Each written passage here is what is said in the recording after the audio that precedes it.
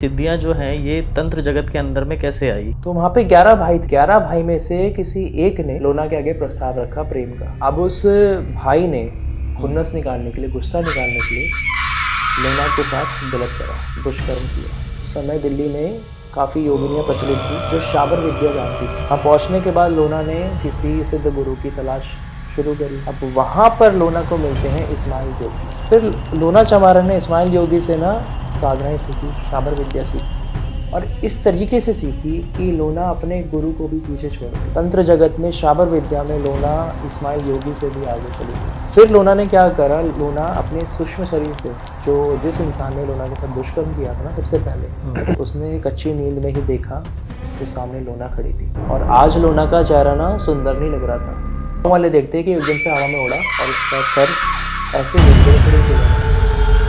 अब बात करते करते ही वो अपनी तंत्र मंत्र की शक्तियों वो यक्षिणी लोना पे करने लगी।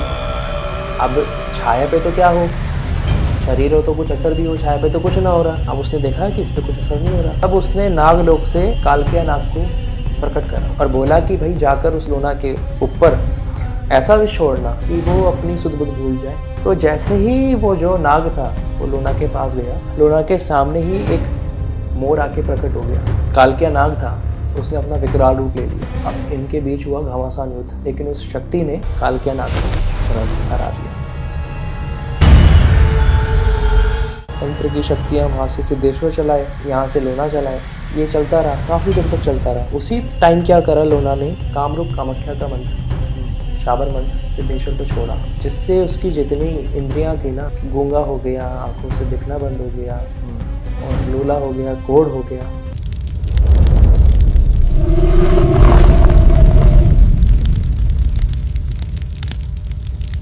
तो स्वागत है दोस्तों कालतंत्र यात्रा के एक और धमाकेदार एपिसोड में। आज जिस शक्ति के बारे में हम बात करने वाले हैं उसे तंत्र जगत की महारानी के नाम से बहुत लोग जानते हैं। बहुत सारी उनके लिए विडंबनाएं हैं कि उन्होंने ब्लैक मैजिक्स किए या ब्लैक मैजिक उनसे चलता है।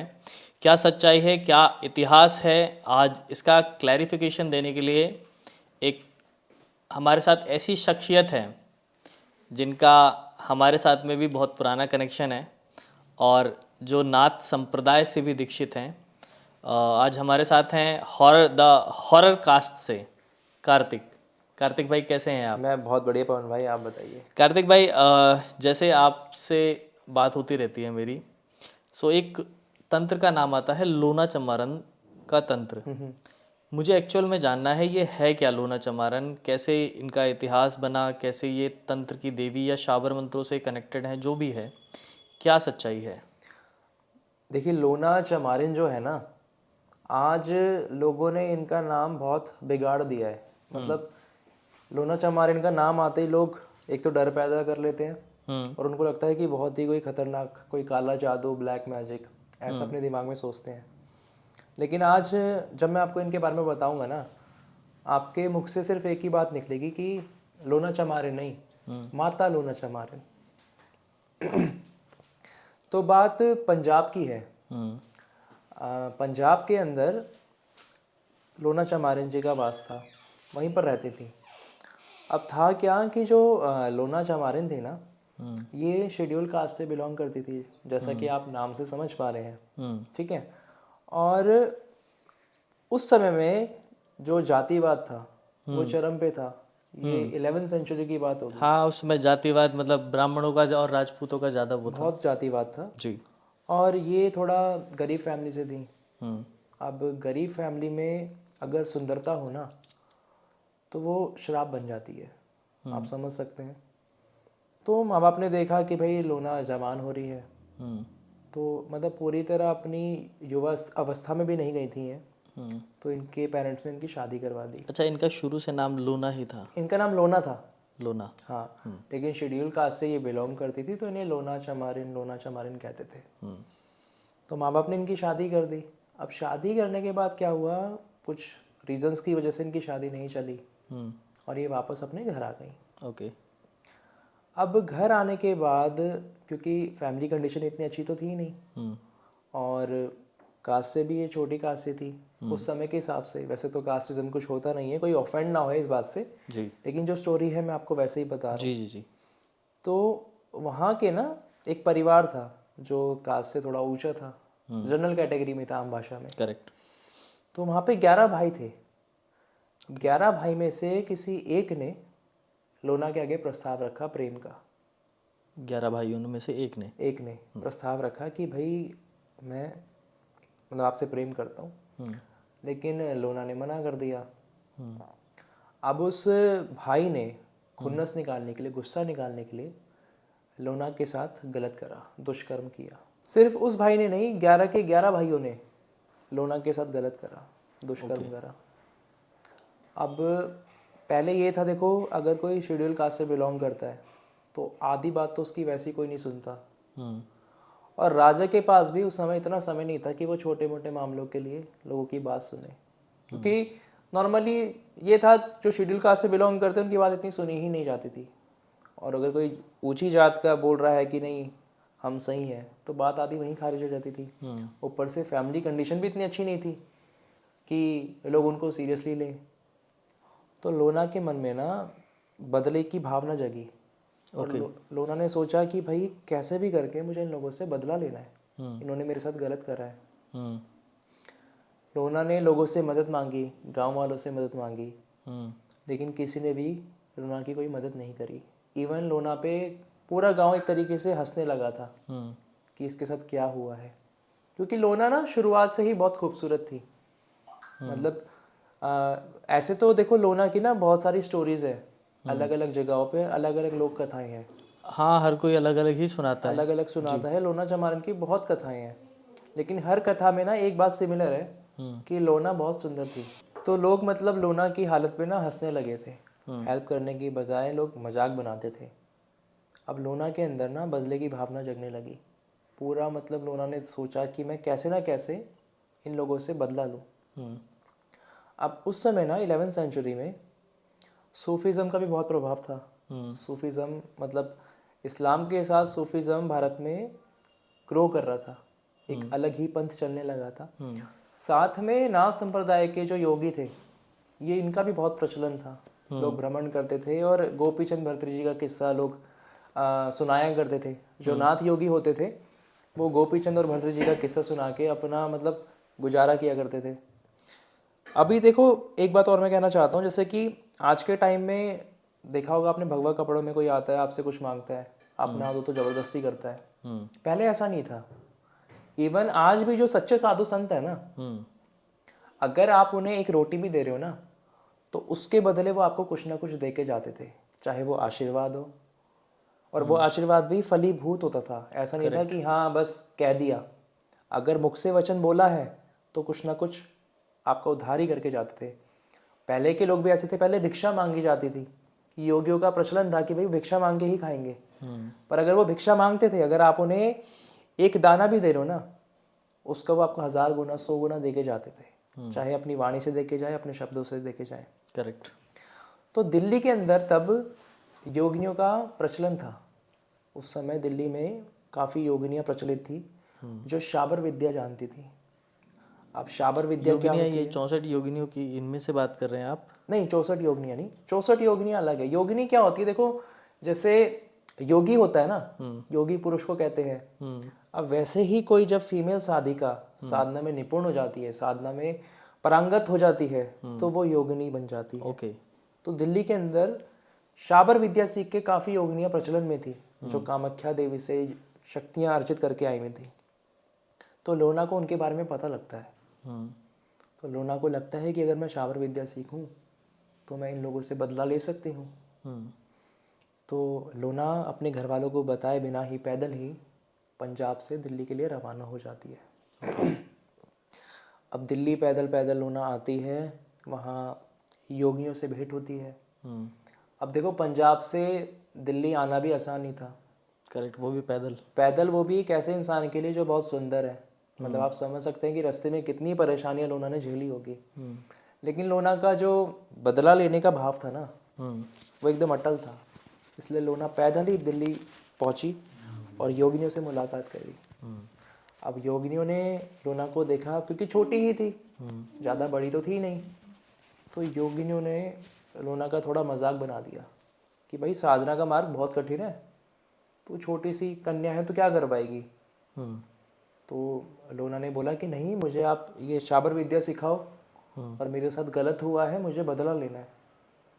लेकिन उन योगिनियों ने मना कर दिया, बोला कि नहीं, हम तो तेरे को नहीं सिखा सकते, तू नहीं सीख सकती, तेरे बस की नहीं है। हम्म तो लोना ने बोला ठीक है, आप नहीं सिखा सकते, कम से कम आप इतना तो बता दीजिए कि मैं कहाँ से ये सीख सकती हूँ। हम्म तो उन योगिनियों ने हंसते हुए, मतलब मजाक उड़ाते हुए लोना को बोल दिया कि कामरूप कामाख्या जा, वहाँ से तो ये चीज़ें सीख सकती है। उन्होंने सोचा कि ये छोटी सी कन्या ये कहाँ जाएगी, कहाँ दिल्ली, कहाँ असम, और कुछ सुविधा भी नहीं है, कहाँ जाएगी, अपने घर चले जाएगी हार के। तो लोना ने जैसे ही सुना, लोना ने दिल्ली से असम के लिए दौड़ लगा दी।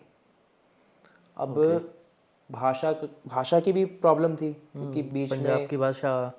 हाँ, बीच में बिहार बंगाल होते हुए असम जाना, और एक ऐसी कन्या जो सुंदर है, और इतना दूर का रास्ता, और कोई व्हीकल वगैरह, जैसे आज तो बहुत इजी है जाना, उस समय तो क्या ही रहा होगा। सब कुछ है।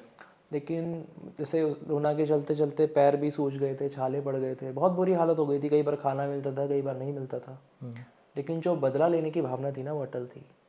लोना ने कुछ नहीं सोचा, वो जाती गई। परेशानियां पार करती हुई लोना असम पहुंची, कामरूप कामाख्या के मंदिर पहुंची। वहाँ पहुंचने के बाद लोना ने किसी सिद्ध गुरु की तलाश शुरू करी। अब वहाँ पर लोना को मिलते हैं इस्माइल जोगी। इस्माइल जोगी। इस्माइल जोगी, इस्माइल योगी, इनका नाम आपने सुना होगा। हाँ, बहुत सारे उसमें बहुत सुना है। काफ़ी लोग ये भी बोलते हैं कि इस्माइल योगी मच्छिंद्र नाथ जी हैं, लेकिन नहीं, इस्माइल योगी मच्छिंद्र नाथ जी नहीं है, क्योंकि इस्माइल योगी मच्छिंद्र नाथ जी के बहुत बाद में हुए हैं। क्योंकि इस्माइल योगी ना सूफी परंपरा से थे। ओके। और जो इस्माइल योगी थे, इन्होंने नाथ संप्रदाय से दीक्षा ली थी। कार्तिक, मेरा एक सवाल है, ये सूफ़ी जो नाम आता है, ये इस्लाम के किसी उससे कनेक्टेड है या सूफ़ी हिंदुज़म में भी कनेक्टेड था? देखो, इस्लाम में तो सूफीज़म जहाँ तक मुझे पता है एक्सेप्टेड नहीं है। ओके। पीराई को, पीर को इस्लाम में लोग नहीं मानते हैं। इस्लाम के अकॉर्डिंग सिर्फ जो पैगंबर है उनके, मोहम्मद साहब और अल्लाह, उनकी ही वो इबादत करते हैं। उनके अलावा पीराई को भी वो लोग नहीं मानते हैं। ओके।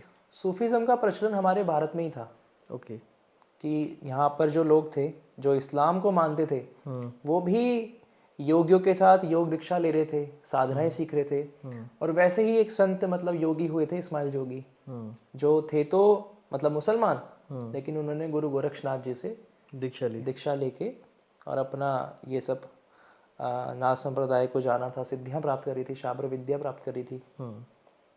तो वहाँ इस्माइल जोगी जब उन्हें मिलते हैं, लोना की सारी बात सुनते हैं, तो इस्माइल जोगी को लगता है कि हाँ, इस कन्या को ज़रूरत है। क्योंकि लोना का जो रीज़न था वो वैलिड था, गलत नहीं था। ऐसे आजकल तो लोग बोलते हैं ना कि लोना चमारन का तंत्र कर दिया उसके ऊपर, उसको बिगाड़ दिया, उसका गलत कर दिया, ऐसा नहीं है। ओके। देखो, तलवार है, तलवार का धर्म है काटना। तलवार को नहीं पता गलत क्या है, सही क्या है। करेक्ट। तलवार अगर चलेगी तो वो काटेगी, संहार करेगी। तो वही लोना चमारन का तंत्र है।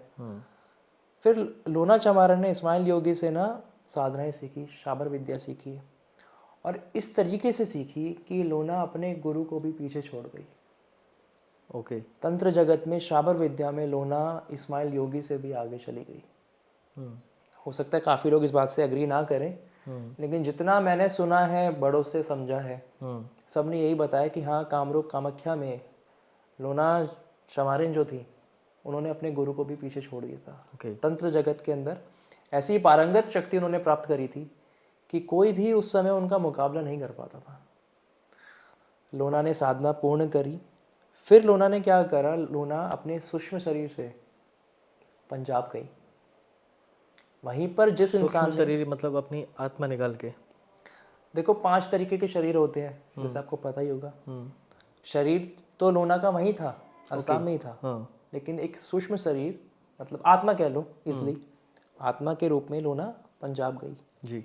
वहाँ जाने के बाद लोना ने, जिस इंसान ने लोना के साथ दुष्कर्म किया था ना सबसे पहले, उसका गेट बजाया। वो सो रखा था, तो उसने गेट नहीं खोला। फिर उसको सोते सोते ना एहसास हुआ कि उसके घर में कोई खड़ा है, कमरे में कोई खड़ा है। उसने एक अच्छी नींद में ही देखा तो सामने लोना खड़ी थी। और आज लोना का चेहरा ना सुंदर नहीं लग रहा था, मतलब सुंदर तो था लेकिन काफ़ी डरावना था। ओके। और जो वो लड़का था उसके अंदर एक भय पैदा हुआ उस चेहरे को देख के। और वो चिल्लाता हुआ बाहर भाग गया कि बचाओ बचाओ, लोना लोना लोना। अब गांव वाले देख रहे कि भाई ये शायद पागल हो गया। 1-1.5 घंटा ये सब बीता, उसे लोना दिख रही थी लेकिन गांव के लोगों को नहीं दिख रही थी। फिर वहीं पे क्या होता है कि चिल्लाते चिल्लाते ही वो गांव वाले देखते हैं कि एकदम से हवा में उड़ा और उसका सर ऐसे घूम गया जैसे कोई खिलौना हो। और तभी वो धड़ाम से नीचे गिरता है और उसके प्राण पखेरु निकल जाते हैं। ऐसे ही करके लूना ने 11 के 11 भाइयों को मार दिया। जब लूना ने बदला ले लिया, लोना पूर्ण हो गई, तब लूना ने सोचा कि ये तो चलो मेरे साथ हुआ है, ऐसे असंख्य लोग हैं जिनके साथ गलत होता है और हर कोई लोना नहीं हो सकता। हर कोई उतना पारंगत नहीं हो सकता कि अपने लिए आवाज उठाए। सीखने जाएगा। हर कोई तंत्र नहीं सीख सकता। और उस समय मतलब जो ये विद्याएं थी ना, ये बहुत गुप्त थी। नॉर्मली जो संस्कृत मंत्र थे वो तो अलाउड, मतलब जो शेड्यूल कास्ट से लोग होते थे उनको तो पढ़ाया ही नहीं जाता था, मतलब पढ़ ही नहीं पाते थे वो बेचारे। तो लूना ने क्या करा, अपने खुद के मंत्र बनाए। खुद के मंत्र बनाए, मतलब शाबर विद्या तो उन्हें आती ही थी। और जैसे संस्कृत मंत्र होते हैं ना, इनको जपने का एक नियम होता है प्रॉपर। मतलब आपको साफ भी रहना है, अपनी वाणी को भी स्वच्छ रखना है, अपने शरीर को भी स्वच्छ रखना है, काफ़ी नियम होते हैं। अब नॉर्मली मान लो कोई गरीब इंसान है, वो अपने जीवन यापन करने के लिए बतेरी चीज़ें करता है। करेक्ट। मतलब लोगों के घर काम भी करता है, कूड़ा कचरा भी उठाता है, मतलब वो पूरा स्वच्छ नहीं रह पाता। करेक्ट बात है। तो लूना ने ना शाबर मंत्र बनाए और उन मंत्रों को अपने नाम से बांध दिया।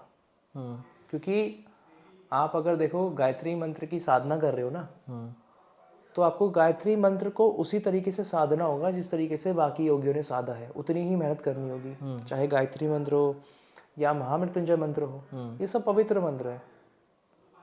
लेकिन शाबर मंत्र ऐसे होते हैं कि अगर आपको गुरु शक्तिपात के द्वारा आपको शाबर मंत्र दे, आपको मंत्र प्रोवाइड कर दे, तो आपको उतनी मेहनत नहीं करनी पड़ती।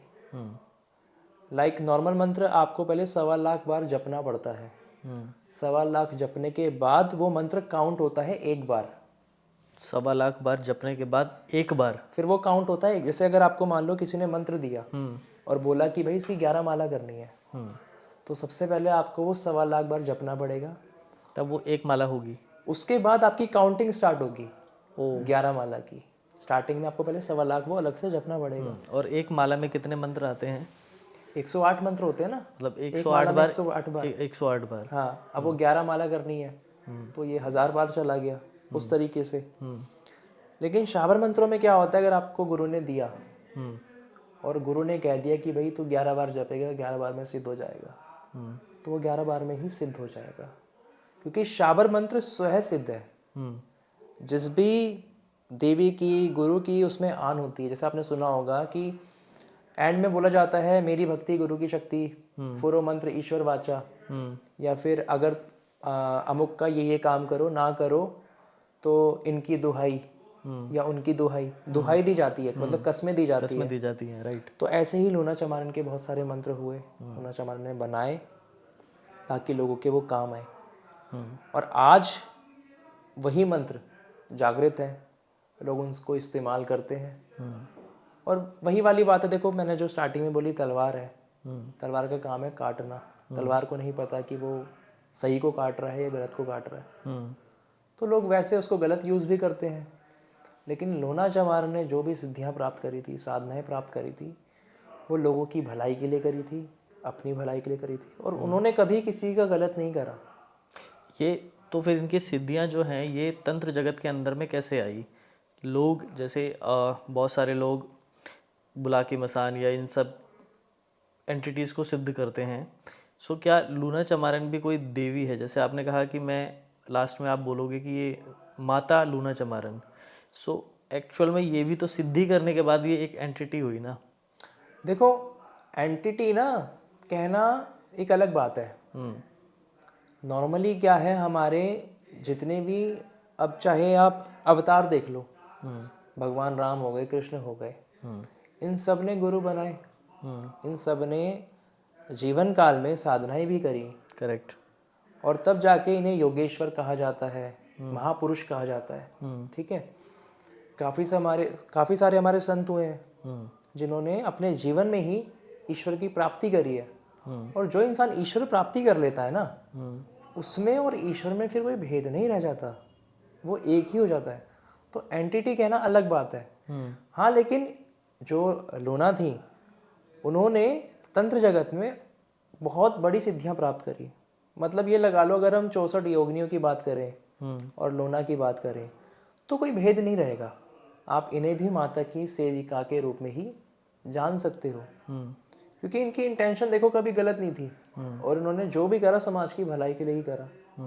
लूना ने उसके बाद कसम खाई थी कि मैं अब अपना व्यक्तिगत जीवन नहीं जीऊंगी। उन्होंने कभी बाद में उनके शरीर का क्या हुआ? देखो शरीर का क्या हुआ ये तो मैं नहीं कह सकता, क्योंकि लूना ने कभी शादी नहीं करी। उन्होंने अपने व्यक्तिगत जीवन को ख़त्म कर दिया। और क्योंकि लूना का जो प्रचलन था वो इस्माइल योगी से भी उस समय ज़्यादा हो गया था, तो लूना ने वो क्षेत्र भी छोड़ दिया था। थोड़ा दूर उन्होंने अपना आश्रम बनाया था। वहाँ पर उनके काफ़ी सारे शिष्य भी हुए जो तंत्र जगत में पारंगत हुए। और जैसा आपने कहा कि भाई तंत्र में इनके मंत्र कैसे आए, तो वही वाली बात है कि गुरु परंपरा के द्वारा, मतलब किसी को दिया, उसने किसी को दिया, ऐसे करके वो मंत्र कुछ ऐसी जगह भी चले गए जहाँ लोग उनका गलत इस्तेमाल करते हैं। और ये मंत्र तो देखो अब संजीवनी विद्या है, भगवान शंकर ने शुक्राचार्य को दी थी। अब ये तो शुक्राचार्य के ऊपर है ना कि वो भाई गलत असुर को भी जिंदा कर रहे हैं और सही असुर को भी जिंदा कर रहे हैं, क्योंकि शक्ति को नहीं पता, शक्ति का काम है कार्य करना। वो आपके ऊपर है कि आप कैसे कार्य करोगे। अब आप एक चाकू से ब्रेड में बटर भी लगा सकते हो और किसी का कत्ल भी कर सकते हो, तो ये तो आपके ऊपर है ना, क्योंकि हमारे पास फ्रीडम है। सनातन की सबसे अच्छी बात यह है कि हमारे पास फ्रीडम है, हमारी चॉइस है कि भाई करना क्या है। भगवान कृष्ण ने भी अर्जुन को गीता में पूरा ज्ञान देने के बाद तब भी एंड में ये कहा था कि तेरे को सब बता दिए, अब तेरी इच्छा है, तुझे युद्ध करना है या नहीं करना। तो ऐसी शक्तियों का है। शाबर मंत्र क्या है एक्चुअल में, कैसे ये, मतलब शाबर मंत्र ने क्यों कहा जाता है? देखो शाबर, क्या हम इन्हें ऐसे कह सकते हैं कि इनको सिर्फ संस्कृत से हिंदी में ट्रांसफॉर्म किया गया? देखो शाबर मंत्र ना, जैसे देखो संस्कृत के मंत्रों में मैंने बोला ना, पवित्रता और उच्चारण मैटर करता है। अगर गलती से रीम की जगह हीम बोल दिया तो उसका प्रभाव उल्टा भी हो सकता है, गलत हो सकता है। जो शाबर मंत्र होते हैं ना, ये आम भाषा में होते हैं। मतलब मंत्र ऐसे होते हैं कि अगर आपने बोला भी तो आपको लगेगा ही नहीं कि ये कोई मंत्र है। तो इस तरीके से शाबर मंत्र होते हैं। नॉर्मली जो संस्कृत के मंत्र हैं उच्चारण हर कोई नहीं कर सकता, लेकिन शाबर मंत्र ऐसे हैं, अगर आप 1-2 बार पढ़ोगे तो उच्चारण अच्छे से कर लोगे। और कोई भी जो संस्कृत नहीं भी जानता वो भी शाबर मंत्र को देख के पढ़ सकता है। आपने एक बीच में बात कही कि जैसे उनके मंत्र जो हैं वो गलत लोगों के पास भी चले गए। सो क्या वो मंत्र लेके, सिर्फ वो मंत्र लेके कोई भी उस तंत्र को चला सकता है? नहीं चला सकता, पॉसिबल नहीं है। मैंने बताया ना, शाबर मंत्र ऐसे मंत्र हैं जो गुरु द्वारा ही दिए जाते हैं। ऐसे तो नेट पे आपको बतेरे मंत्र मिल जाएंगे, लेकिन ये नहीं है कि आपने वो पढ़ा वो काम करेगा, क्योंकि गुरु आपके अंदर ना देखो बीज डालता है उस मंत्र का। जैसे मैंने बताया वो मंत्र स्वयं सिद्ध है। अब स्वयं सिद्ध क्यों है? क्योंकि वो गुरु प्रणाली के द्वारा शिष्य को मिलते हैं। गुरु ने अपने शिष्य को दिया, शिष्य ने अपने शिष्य को दिया, तो वो जो बीज है जो चला था वो चलता आ रहा है। लेकिन आपने कहीं से उठा के पढ़ लिया तो वो काम नहीं करेगा ना, क्योंकि आपके पास बीज ही नहीं है। कई जगह पे ये भी प्रचलन है, लोग लूना चमारन से डरते हैं या लूना चमारन के तंत्र से डरते हैं। क्या चीज़ें हैं ये? देखो मैंने बताया ना, जैसे अभी आपने भी लास्ट शायद लूना चमारन की वीडियो डाली थी, है ना? अब वही वाली बात है कि इनको इस तरीके से दिखा दिया गया है कि बहुत ही खतरनाक है, बिल्कुल है, लेकिन बात वही है जैसे महाकाली है, खतरनाक है, उग्र देवी है, लेकिन संसार के लिए भले के लिए ही है ना। अब लोग तो महाकाली के नाम पे भी गलत तंत्र कर देते हैं जिनको करना है। अब वैसे ही लूना चमारन की बात है कि हाँ इनकी शक्ति बहुत प्रचंड है, बहुत शक्तिशाली है, लेकिन ये इंसान के ऊपर है कि वो कैसे यूज़ कर रहा है। क्योंकि शाबर मंत्रों में ना कसम दी जाती है। अब कसम दे दी अगर, तो जिस देवता के लिए वो मंत्र है, चाहे वो यक्षिणी के लिए हो, योगिनी के लिए हो, डाकिनी के लिए हो, किसी के लिए भी हो, चाहे वो चाहे या ना चाहे, उनको वो काम करना पड़ेगा, क्योंकि उसमें लूना चमारन की आन है। अगर वो नहीं करेंगे तो वो जो लूना चमारन ने जो अपने साथ मंत्र बांध रखे हैं वो वचन भंग हो जाएगा।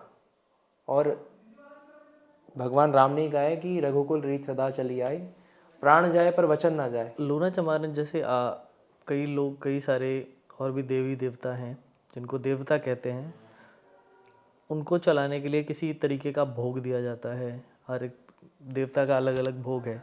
सो क्या लूना चमारन के लिए भी कोई अलग स्पेशल भोग दिया जाता है या सिर्फ मंत्रों के द्वारा ही चलते हैं? देखो, लूना चमारन को कोई भोग नहीं दिया जाता। बात यह है कि लूना चमारन का जो मंत्र है, जिस तरीके के लिए आप यूज़ कर रहे हो, क्योंकि नॉर्मली लूना चमारन के जो मंत्र है ना वो वशीकरण के लिए ज़्यादा यूज़ होते हैं। तो उसमें जो ज़रूरत की चीज़ें हैं, जैसे अगर वशीकरण के लिए हो रहा है तो नॉर्मली इत्र हो गया और कुछ मिठाइयाँ हो गई, कुछ फूल हो गए जो यूज़ होते हैं, वो यूज़ करे जाते हैं।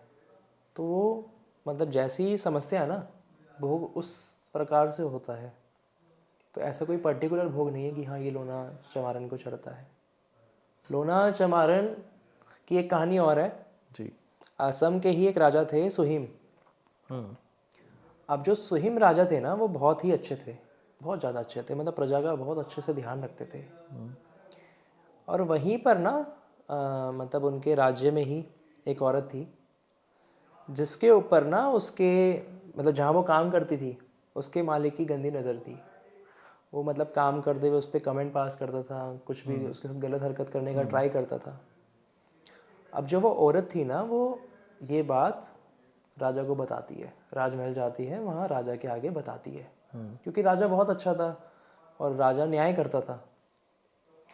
तो अब राजा को जब ये बात पता लगती है तो राजा अपने सिपाहियों को बोलता है कि जो भी ये कह रही है इस बात की ना पुष्टि करो, पता लगाओ कि ये सही कह रही है, गलत कह रही है। हाँ। लेकिन जहाँ वो काम करती थी ना, जो वो सेठ था, उसके डर से कोई उसके बारे में बोलने को राज़ी नहीं था। मतलब आसपास के जो लोग थे, जो और लोग काम करते थे, वो लोग नकार देते हैं कि भाई नहीं ऐसा तो कुछ नहीं है, तो झूठ बोल रही है। अब राजा को कोई भी मतलब वैलिड प्रूफ नहीं मिलता जिससे वो सेठ को दंड दे। तो राजा उस औरत को बुलाता है वापस और बोलता है देखो जी, मैं आपकी बात की रिस्पेक्ट करता हूँ, आदर करता हूँ, लेकिन उसके खिलाफ कोई भी सबूत हमारे पास नहीं है और ऐसे ही हम दंड नहीं दे सकते। अब इस बात से जो वो औरत थी वो परेशान हो जाती है। वो राजा को चिढ़ के बोलती है कि आपका न्याय तो बेकार है, आपसे अच्छा न्याय तो लूना चमारन करती है। वो औरत बोलती है। अब राजा ये बात सुनते हैं, सुन के इग्नोर कर देते हैं, वो चली जाती है। वो सीधा जाती है लूना चमारन के पास। वहाँ जाके वो अपनी पूरी कथा लूना को बताती है। तो लूना वहीं से जो वो सेठ था उसका जो मलमूत्र का द्वार है वो बंद कर देती है, मतलब कि वो मलमूत्र जा ही ना पाए। अब 2 दिन हुए, 3 दिन हुए, अब वो सेठ परेशान होने लगता है। असंख्य वैद्यों को दिखाता है, हकीमों को दिखाता है, तांत्रिकों को दिखाता है, कुछ नहीं हो पाता। तब एंड में उसको समझ आता है और जो वो औरत थी वो उसको जाके बोलते कि जब तक तू मेरे से क्षमा नहीं मांगेगा और ये कसम नहीं खाएगा कि आज के बाद तो किसी भी स्त्री के साथ गलत नहीं करेगा, तब तक तू ठीक नहीं होगा। तब वो क्षमा मांगता है और उसको जो उसकी मतलब बीमारी थी वो ठीक हो जाती है। अब राजा के पास ये बात पहुंच जाती है, लोग बातें बनाने लगते हैं कि भाई राजा का न्याय तो बेकार है, असली न्याय तो लूना चमारन करती है। अब ये बात राजा के कानों पड़ जाती है और राजा को पता लगता है कि ऐसा ऐसा हुआ और उस इंसान ने अपनी गलती कबूल करी। तो लोना को बुलाने के लिए राजा ना आदेश देता है कि जाओ लोना को बुलाओ, हम मिलेंगे उससे, कौन है। अब सिपाही जाते हैं तो लोना के जो शिष्य थे वो मना कर देते हैं कि हमारी जो गुरु हैं ऐसे कहीं नहीं जाती, अपनी इच्छा से जाती हैं। अगर राजा मिलना चाहते हैं तो हमारे आश्रम आए और सामान्य वेशभूषा में आए। तो अब राजन थोड़ी बहुत लोना की शक्ति से प्रभावित तो हो ही चुका था। तो राजा बोलता है ठीक है, मैं खुद ही चलूँगा।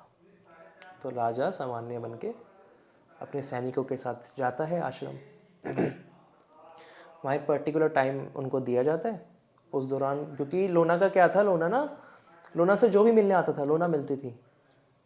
चाहे कोई भी दुखियारा आ रहा है, ऐसा नहीं कि कल आना परसों आना, वो रोज़ मिलती थी। पर एक पर्टिकुलर टाइम था, उस समय राजन से लोना मिलती है। अब मैंने जैसा बताया कि लोना बहुत सुंदर थी और अब तो उनके अंदर एक वो दैविकता भी आ चुकी थी, वो दैवी शक्ति की सुंदरता भी आ चुकी थी और अपनी पूर्ण अवस्था में वो थी। अब जो ये राजा था सुहीम, राजा का मन लोना पे मोहित हो जाता है। ओके। तो उस दिन तो राजन कुछ कह नहीं पाता, उस दिन तो खाली मिलने आता, सामान्य बातें करके चला जाता है। लेकिन राजा के मन में ना अब लोना ही घूम रही थी। तो राजा सोचता है कि दोबारा मैं कैसे मिलने जाऊं। तो राजा क्या करता है, एक सामान्य व्यक्ति बनके उस लाइन में लग जाता है जहाँ पे लोना लोगों से मिला करती थी। जब राजा का नंबर आता है तो राजन अंदर जाता है, लोना उनको देख के पहचान जाती है। ओके। बोलती है राजन आप? तो वो बोल देते हैं कि हाँ, मेरे मतलब मन से रुका नहीं गया और मैं आपसे विवाह करना चाहता हूँ, मैं आपसे प्रेम करता हूँ। तो लोना बोलते हैं कि राजन, मैं आपकी भावनाओं की इज्जत करती हूँ और आपका सम्मान भी करती हूँ, लेकिन मैंने आजीवन जो भौतिक सुख है उनको त्याग रखा है, मैं आपसे विवाह नहीं कर सकती। तो राजा बोलता है कि आपको मैं राजरानी बनाऊंगा और मैं भी आपके अंतर्गत ही काम करूंगा, आप राजरानी बनोगी। तो लोना बोलती हैं कि अगर मैं राजरानी बनी और आपसे विवाह करा तो जाहिर सी बात है मुझे सुख सुविधाओं का भोग लेना पड़ेगा, और अगर मैंने वो करा तो मेरा जो वचन है वो खंडित हो जाएगा, तो मैं आपसे विवाह नहीं कर सकती। राजा को समझा के राजा को भेज देती है। लेकिन राजन तो अपने मोहजाल में था। राजा बहुत अच्छा था, लेकिन वही वाली बात है ना, कई बार बहुत अच्छे इंसान से भी बहुत बड़ी गलतियां हो जाती है। करेक्ट। प्यार क्या क्या करवा देता है, क्या क्या करवा देता है। तो राजा को ना सिद्धेश्वर अघोरी के बारे में ध्यान आया। अब सिद्धेश्वर अघोरी कौन था? जो ये सुहीम राजा था, ये एक दिन शिकार पे गया हुआ था और वहाँ पर जो इसकी सेना थी वो बिछड़ जाती है। कुछ होता है कि राजा ना अलग हो जाता है। अब अलग हो जाता है तो वहाँ पर एक शेर राजा के सामने आ जाता है।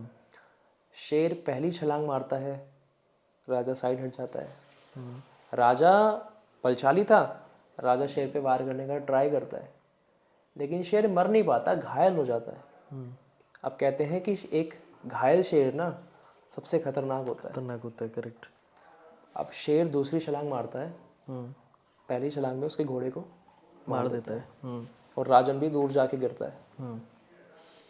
अब दूसरी छलांग शेर मारने ही वाला था राजन पे, तभी जंगल में से एक अघोरी निकल के आता है।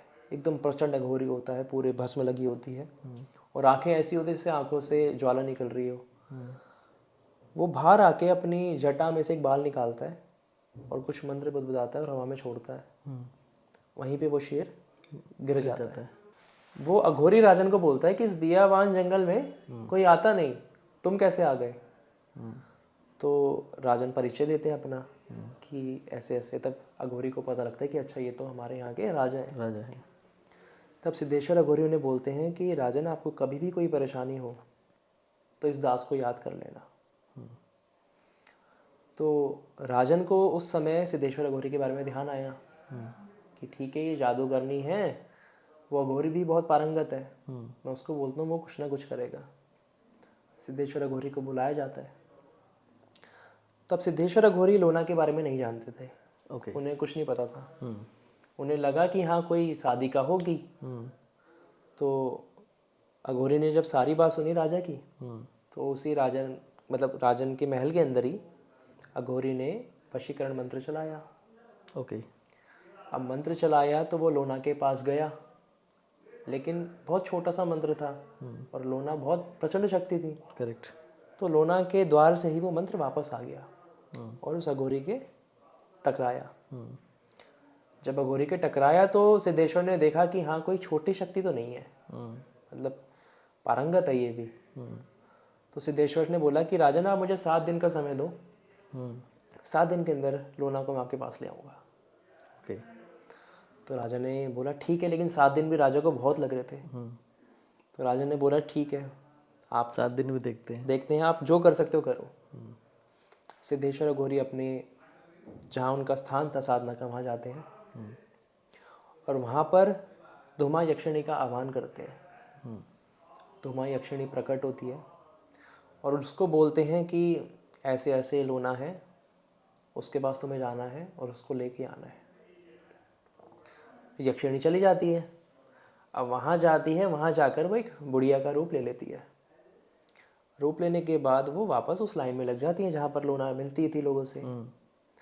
अब लोना ने ना अपने आश्रम के चारों तरफ अपर शक्ति कवच लगा रखा था।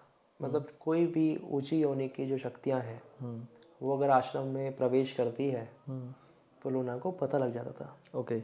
तो लोना को पता तो लग गया था कि हाँ इस भीड़ में कोई ना कोई शक्ति है।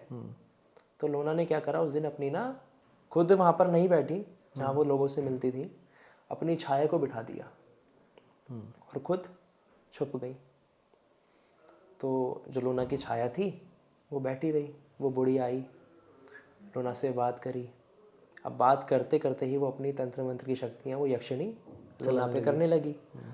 अब छाया पे तो क्या हो, शरीर हो तो कुछ असर भी हो, छाया पे तो कुछ ना हो रहा। करेक्ट। अब उसने देखा कि इस पे कुछ असर नहीं हो रहा, तो यक्षिणी समझी कि ये तो साधिका है अच्छी। तो लोना को बोली कि आप मेरे साथ बाहर चलो, कुछ भी परेशानी बताइए अपनी कि मेरे साथ वहाँ तक चलो आप। तो लोना की छाया भी मतलब ऐसा दिखाया कि हाँ इसकी बातों में आ गई है, उसके साथ जाने लगी। हाँ। अब रास्ते में उसने अपने पूरे प्रयत्न करे, जितने तंत्र मंत्र वो जानती थी सब कुछ करा, लोना पे कुछ असर ही ना हो। चाय पे क्या ही असर होगा। फिर उसने क्या करा, उस औरत ने सीधा राजा के लिए लोना को मनाना शुरू कर दिया बुढ़िया के रूप में कि राजन से शादी कर लो, ये वो छाया मना करती रही। जब उसने देखा कुछ असर नहीं कर रहा तो वो क्रोधित हो गई वो यक्षिणी और अपने असली विकराल रूप में आ गई। विकराल रूप में आते ही उसने लोना को पकड़ना चाहा। अब जैसे ही उसने लोना को पकड़ा वो छाया गायब हो गई। तब उसको समझ आया ये तो छाया थी। अब क्या हुआ, वो छाया वो यक्षिणी सीधा लोना के आश्रम पहुंची वापस गुस्से में। लेकिन लोना के आश्रम के बाहर ही ना लोना के 2 शिष्य खड़े थे। एक का नाम था बटुकाल और एक का नाम मैं देख लो 1 मिनट। दूसरे का नाम भूल गए। हाँ, नाम याद नहीं था मुझे ना। एक का नाम था बटुकाल और एक का नाम था नरमेश। लोना के 2 मतलब काफ़ी अच्छे शिष्य थे। इनसे उस यक्षिणी की टक्कर हुई, लेकिन वो शिष्य भी पारंगत थे। उन्होंने उस यक्षिणी को हरा दिया। हरा दिया। अब वो हारने के बाद सीधा सिद्धेश्वर के पास गई और बताया कि वहाँ पे तो कोई तगड़ी शक्ति है, छोटी मोटी विद्याओं से काम नहीं चलेगा। बोल के गायब हो गई। अब अघोरी को और गुस्सा आ गया कि भाई ऐसी कौन सी शक्ति आ गई जो इसने मेरी शक्ति को भगा दिया। तब उसने नागलोक से कालकिया नाग को प्रकट करा। कालकिया। और बोला कि भाई जाकर उस लोना के ऊपर ऐसा विष छोड़ना कि वो अपनी सुध बुध भूल जाए, बेहोश हो जाए। अब वो नाग गया, उसने भी वही करा, रूप बदला, सब कुछ करा, लाइन में लग गया। अब लोना को पता लग गया था कि हाँ अब मेरे पे ऐसे जो वार है वो होते रहेंगे। तो थोड़ा सा वो हो गई थी, अवेयर हो गई थी। तो जैसे ही वो जो नाग था वो लोना के पास गया, लोना के सामने ही एक मोर आके प्रकट हो गया।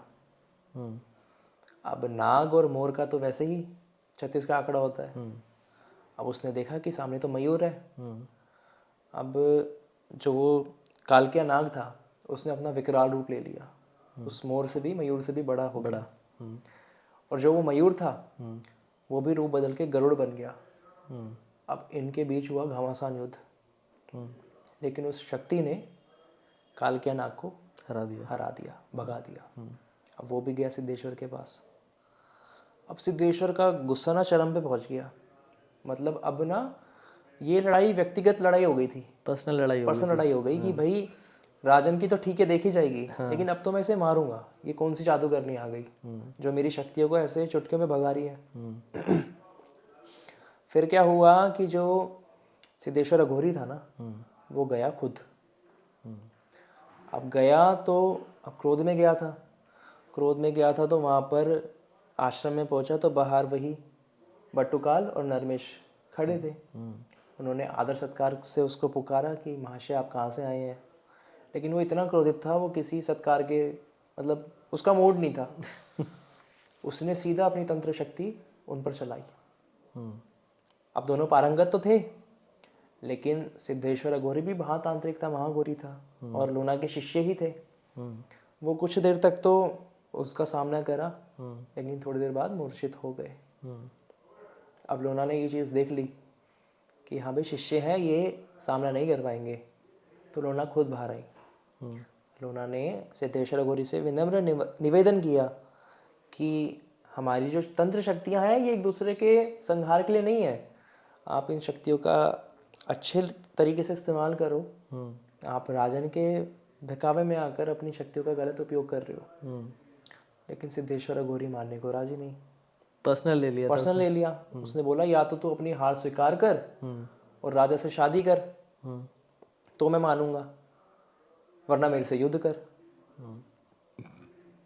तो लोना ने बहुत निवेदन किया, लेकिन वो नहीं माना।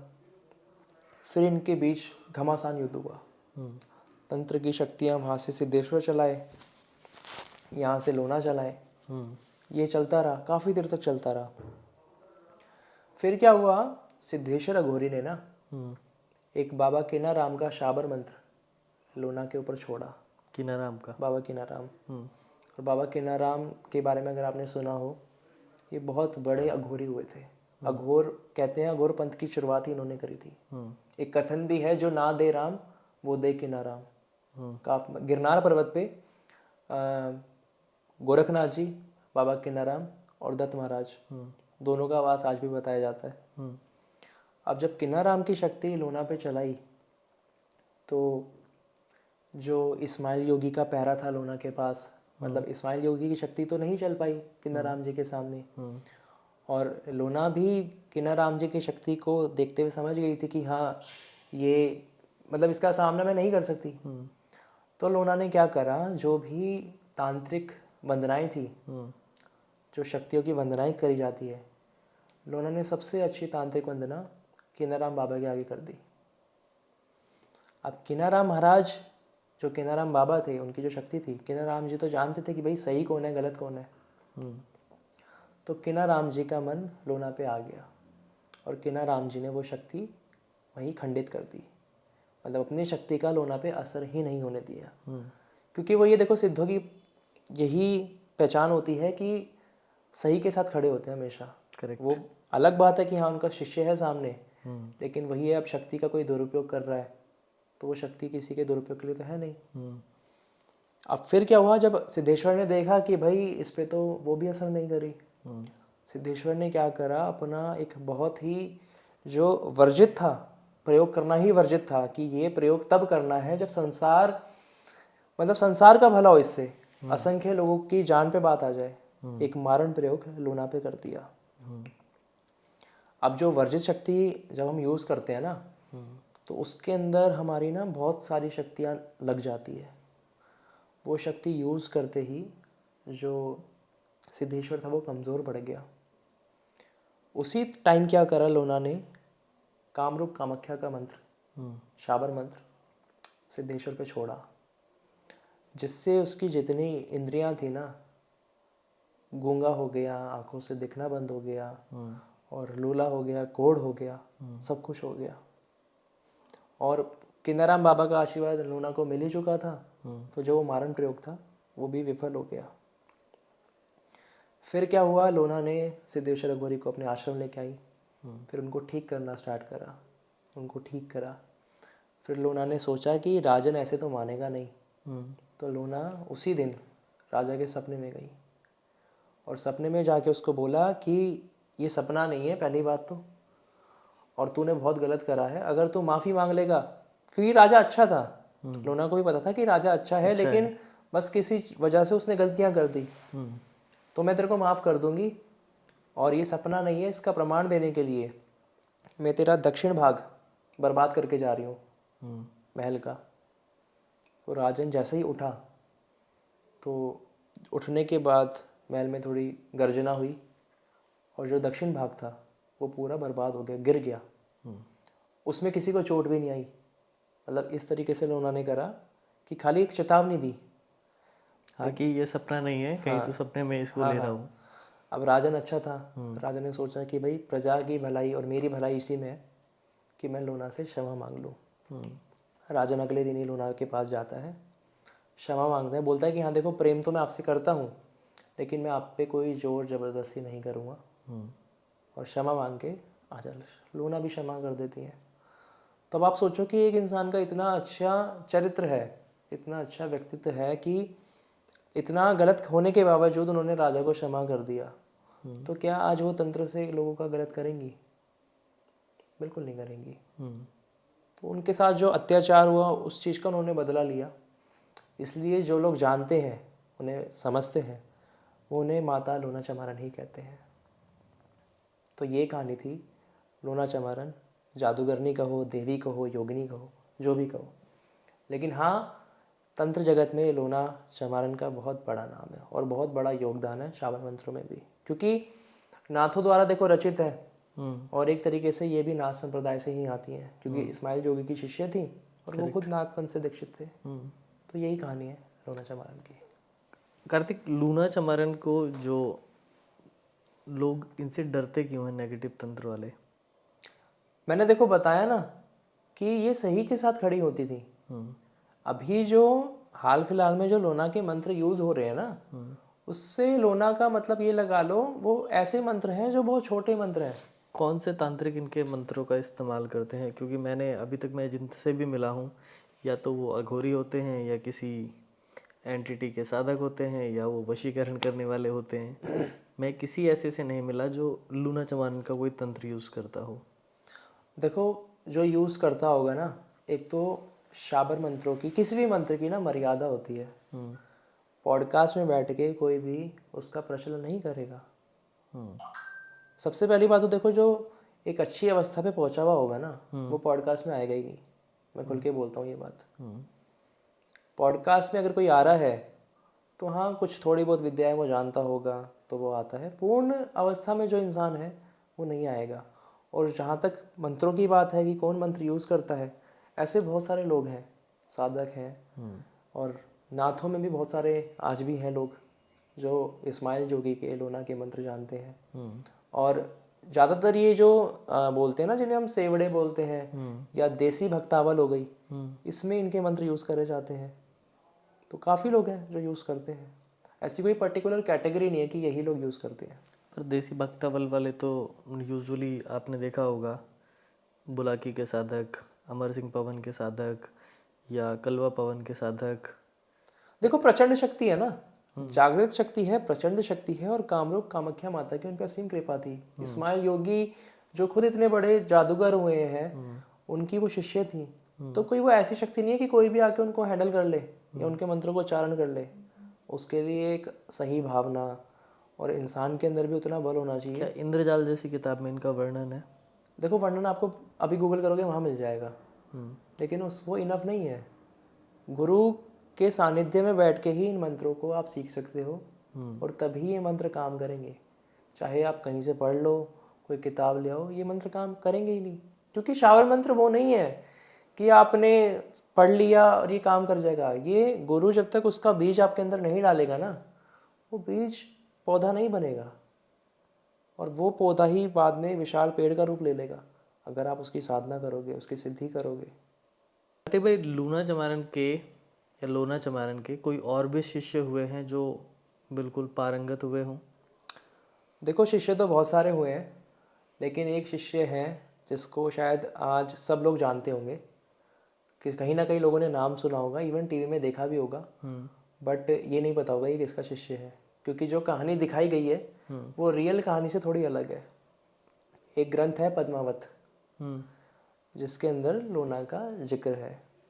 उस ग्रंथ के अंदर ही एक इंसान का नाम आता है, राघव चेतन। राघव चेतन, राइट। तो जो असली कहानी थी, मूवी में तो कुछ और दिखाई गई है, पद्मावती मूवी में जो राघव चेतन था ना, वो पद्मावती रानी के साथ ही आया था। और राघव चेतन इतना बड़ा साधक था, और वो शिष्य था लोना चमारन का, कि एक बार ना राजा के महल के अंदर एक बहस चल रही होती है कि आज अमावस्या है या द्वितीया है।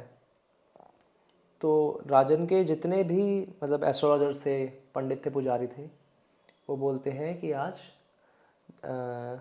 अमावस्या है। लेकिन राघव चेतन बोलते थे कि आज द्वितीया है। अब राघव चेतन से उस दिन हो जाती है गलती, तो जितने लोग थे वो बोलते कि ये गलत बोल रहा है, और उस समय दिन का समय था, तो पता करने का कोई उपाय भी नहीं था। तो राजन जो थे वो बोलते कि ठीक है, हम रात को फैसला करेंगे, जो सही निकलेगा उसको तो उपहार देंगे, और जो गलत निकलेगा उसको दंड देंगे। रात होती है। राघव चेतन इतना खतरनाक तांत्रिक था कि उसने अमावस्या की रात को भी ना चांद दिखा दिया था। ओके। और ये वर्णन पद्मावत ग्रंथ में आपको मिल जाएगा। आप उस ग्रंथ को पढ़ोगे तो वहाँ पे ये जिक्र है। उसमें लोना चमारन का भी नाम है।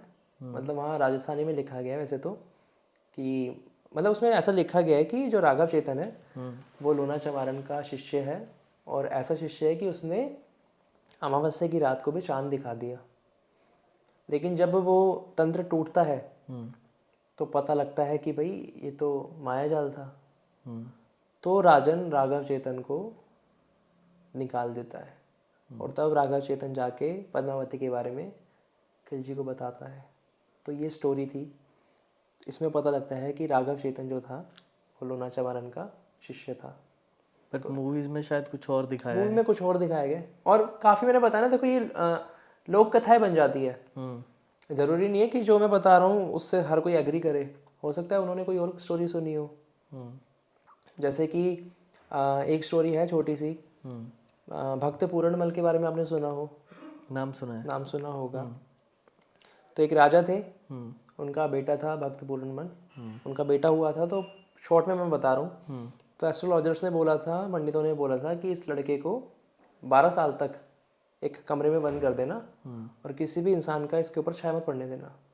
और उस समय जो राजा होते थे वो इन चीज़ों का ध्यान रखते थे, पंडितों की बात टालते नहीं थे।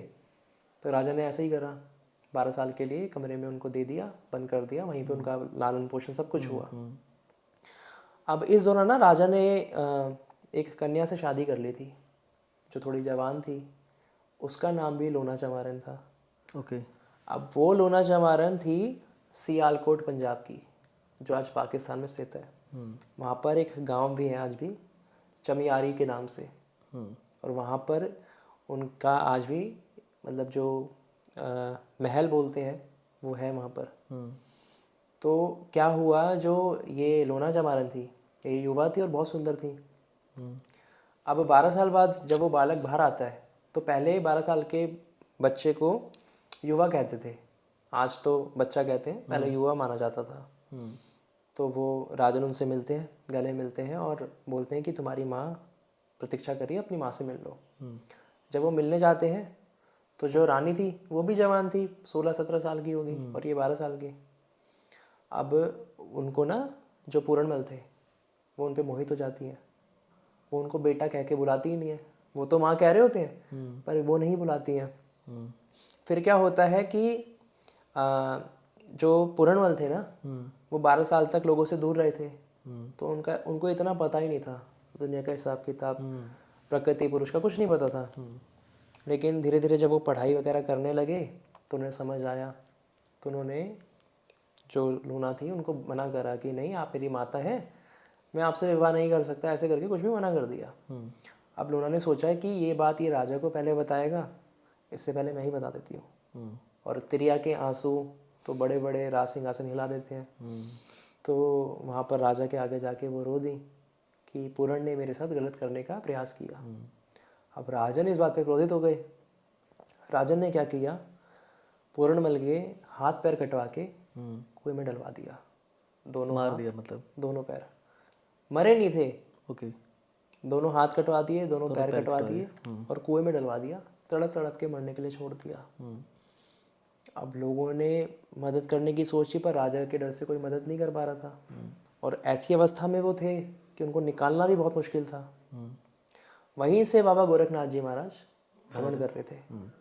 तो उन्हें रात के अंधेरे में एक बालक की चीख सुनाई दे रही थी कि तड़प रहा है कोई। जब वो वहाँ से गुजरे, उन्होंने देखा कुएं के अंदर, तो उन्हें पूरणमल दिखे। अब बाबा गोरखनाथ तो गोरखनाथ थे, अपने योग बल से उन्होंने बालक को बाहर निकाला और उसके हाथ पैर भी ठीक कर दिए और उसको अपना शिष्य बनाया, जो चौरंगी नाथ के नाम से प्रचलन में हुए। अब चौरंगी नाथ की ख्याति उस पूरे राज्य में हो गई। अब किसी को पता तो था नहीं ये पूरणमल ही है। अब जो राजन थे उनकी कोई संतान तो थी नहीं, जो थी उनके साथ उन्होंने ऐसा कर दिया। अब अपने अंत समय में वो परेशान होने लगे कि हमें संतान नहीं है, आगे हमारा राजपाट कौन संभालेगा। तब उन्हें पता लगा चौरंगी नाथ के बारे में, कि चौरंगी नाथ की बहुत ख्याति है, वो लोगों को ठीक कर देते हैं और जिनके बच्चे नहीं उनको बच्चे दे देते हैं। वो गए, उनके पास गए, अपनी पूरी व्याख्या बताई। अब चौरंगी नाथ तो उन्हें पहचान गए थे, लेकिन तब तक तो वो अच्छे सिद्ध योगी बन चुके थे। तो जो चौरंगी नाथ थे वो बोले कि भाई आपका एक पुत्र तो पहले से है। तो राजन ने बोला कि भाई बड़ा पापी पुत्र था, उसने तो अपनी माँ के ऊपर ही गलत दृष्टि डाली। तब चौरंगी नाथ जी बोलते हैं कि अगर लोना सच बोलेंगी तो आपको पुत्र हो जाएगा। तो लोना उस समय पूरा सच बताती है रो रो के। तब चौरंगी नाथ जी बताते हैं कि वो पुत्र मैं ही हूँ जिसके साथ आपने ऐसा किया था। तब राजा को द्वेष होता है, एकदम पूरा परेशान हो जाता है। ऐसा हाल हो गया कि जैसा राजा दशरथ का हो गया था। तो चौरंगी नाथ जी ने देखा कि भाई मेरे पिता तो मर जाएंगे। तब उन्होंने बोला कि आप परेशान मत हो, मैंने जो भी था ठीक है, इन्होंने जो करा, आप पिताजी परेशान मत हो और मेरा आशीर्वाद है कि आपके पुत्र हो जाएगा। तो राजा के महल में जाने के कुछ समय 9 महीने बाद उनको एक पुत्र की प्राप्ति होती है, उन्हीं रानी से। अब उन रानी का नाम भी लोना चंवारण था। तो ऐसी बहुत सारी ना कहानियाँ मिक्स हो रखी है। लोगों को लगता है कि वो रानी ही लोना चंवारण जादूगर नहीं थी, पर वो अलग थी, ये अलग है। वो ये सियालकोट पंजाब जो पाकिस्तान में है, वहाँ पर चमियारी गांव है, वहाँ इनका महल है, जिनकी ये कहानी थी। तो ऐसी कहानियाँ हैं, लोक कथाएँ हैं। लेकिन हाँ, बात वही है कि लोना चंवारण से लोग जो डरते हैं, ऐसा कुछ नहीं है। बहुत ही अच्छी शक्ति थी और आज भी हैं। और जो भी महिलाएं परेशान हैं, अगर वो चाहें तो लोना को याद कर सकती हैं। आप जैसे नाथ संप्रदाय से भी जुड़े हुए हैं और आपने लोना का भी इतिहास बताया, इनका कहीं भी शरीर छोड़ने का कहीं भी जिक्र नहीं है। देखो, बात ये है कि पूर्ण अवस्था में जितने लोग पहुँचे ना, उनके शरीर का आपको कभी भी छोड़ने का कुछ प्रूफ नहीं मिलेगा। गोरखनाथ जी बाबा हैं, उनका कोई प्रूफ नहीं है। कबीर साहिब है, कबीर जी का बताते हैं कि भाई उनका शरीर फूल बन गया था। कुछ लोग कह रहे थे दफनाना है, कुछ लोग कह रहे थे जलाना है, फूल बन गया। ठीक है, मीरा जी का भी क्या पता है, कुछ नहीं पता। तो जो पूर्ण अवस्था में पहुँचे हैं, सिद्ध हुए हैं, बड़े बड़े सिद्ध हुए हैं, उनके शरीर का बहुत कम लोगों को ही पता लगा है। और 11वीं सेंचुरी की बात है, देखो हो भी सकता है कहीं पर हो समाधि उनकी बनी हो, आसाम में हो, कहीं पर हो सकती है। पर वही है कि उसके बारे में मेरे को नहीं पता। हाँ, ये है कि ये वो शक्तियाँ हैं जो आज भी, मतलब ये अमर ही हैं, खाली उन्होंने शरीर छोड़ा है।